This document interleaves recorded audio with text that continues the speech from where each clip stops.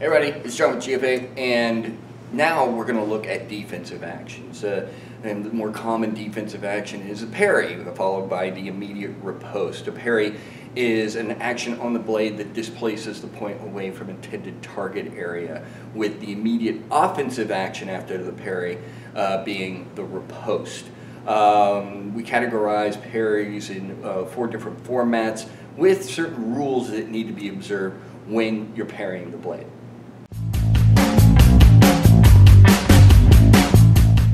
Now there are 8 different ways that you can hold your hand or hold the weapon in order to defend the entirety of the target.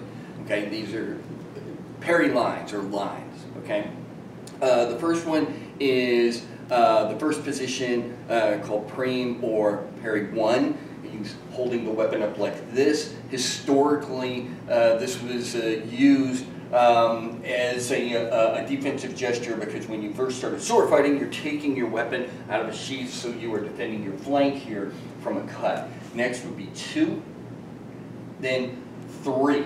Now 3 is the pronation of 6. Pronation being that your palm is down. Supination is that the palm is up. If you turn the hand over, it would be a different parry line. Okay, so this is 3. 4, we see that the hand is partially supinated going to the inside line. 5 is the pronation of 4. 6, again, is the supination here. The hand is supinated. If you turn the hand over, that would be parry 3. 7, okay, point is down to the inside line, and then 8, we're defending the outside line.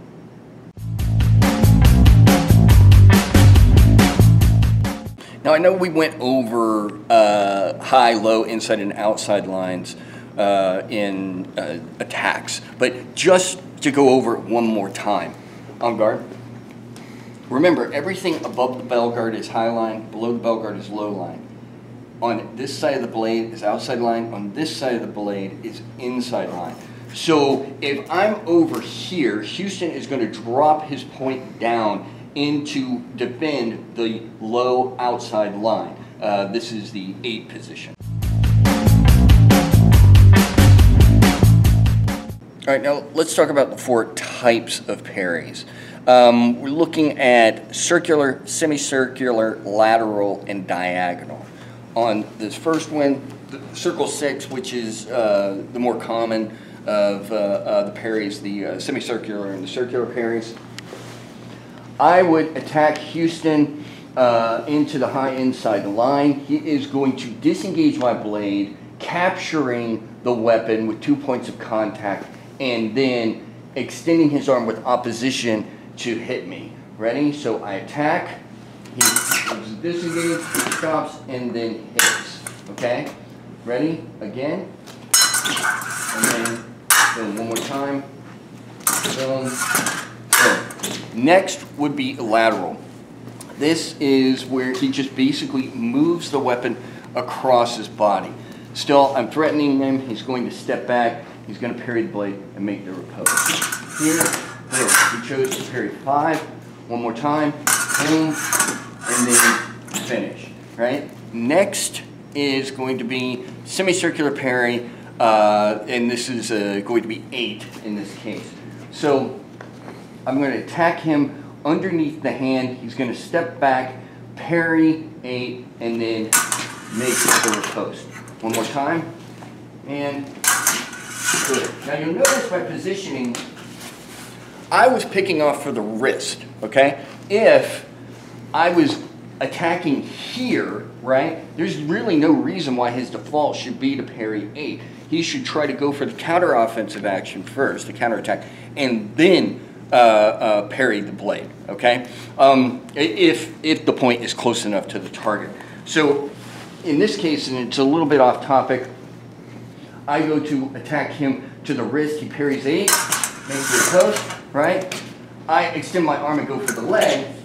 He does a counterattack. Next and lastly are diagonal parries, binds, and they are they're very powerful, really effective against an opponent who is basically is flushing at you, okay? So in this case, what we're doing is moving from one line diagonally into another line. And there are three ways we can do this. On guard. The more common is to go from 4 to 8.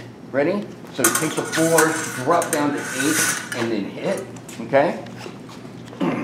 The next one would be 6 to 7. So he takes the 6, drops down to 7, and then goes to hit. And then finally, 5 to 2. So he turns blade down to 5, drops to 2, and then goes to hit the target.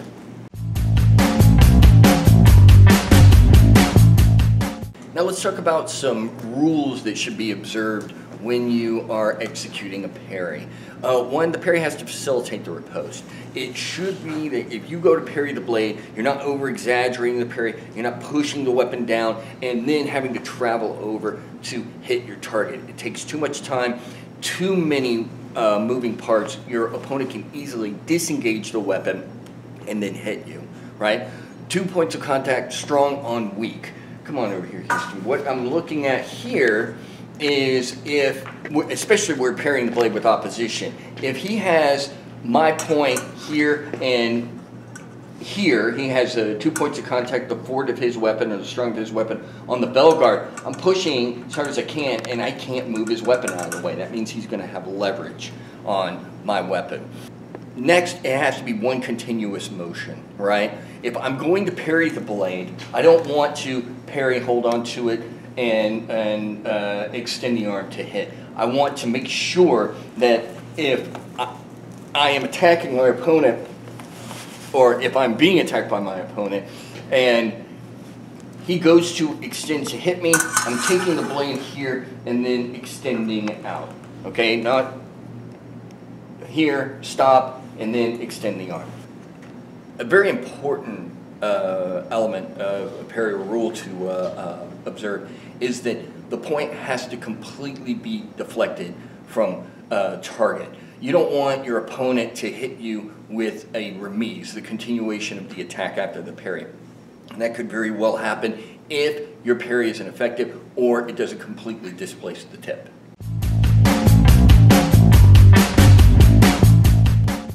Another common lateral parry that you see in epee is parry 1. Parry 1, if I go to attack Houston, right, he parries the blade up into 1 and then makes the riposte. You'll notice he's kind of evading a little bit, moving his body out of the way while simultaneously parrying the blade and then hitting. Let's say that he doesn't know what line I'm going to attack him because I don't have a committed line of position. He can effectively, with this parry, right, go ahead and take one, defend everything from here to here, okay, with just that fluid motion right here. It's also a great parry for defending with a flush. One of the things that we see, especially with the attack in parry 1, you're stepping in. It's also used for leading up to infighting. So that's defensive actions, parries, and the rules that you need to observe. One continuous motion, strong on weak, has to facilitate the riposte, and has to completely deflect the point away from intended target area. Hopefully you found this helpful, and we'll see you on the next one.